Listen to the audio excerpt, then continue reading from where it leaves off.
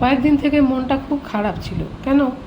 এই যে সকালবেলা বেরোতে পারি না সব দিন, এদের সাথে একটু দেখা না করলে, কথা না বললে, কিছু না দিতে পারলে মনটা ভালো লাগে না।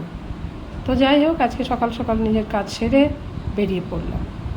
হ্যাঁ, তো পথে যেতে যেতে অনেকটা দূর যাওয়ার পর একদম ডাঙালি কালীতলার কাছাকাছি যখন গেছি, তখন এই মাসির সাথে দেখা। ওকে শাড়িটা দিলাম।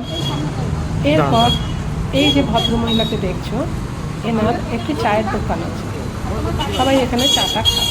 যাই হোক, ওনার 7 মাস হলো স্বামী মারা গেছে, এখন নিজেই সংসার করেন, বাচ্চাদের মানুষ করছেন, আবার চায়ের দোকান সেও সামলাচ্ছেন। ওনাকে শাড়ি, উনি নিজেই বললেন আমাকে একটা শাড়ি দেবেন। আমি বললাম বাহ, খুব খুশি। ওনাকেও একটা শাড়ি দেওয়া হলো। কি ভালো দেখো ওনার মনটা। আমাকে বলছে একটু চা খান আমার দোকানে। আমি বললাম যা, আমি খাওয়া দাওয়া করে এসেছি গো।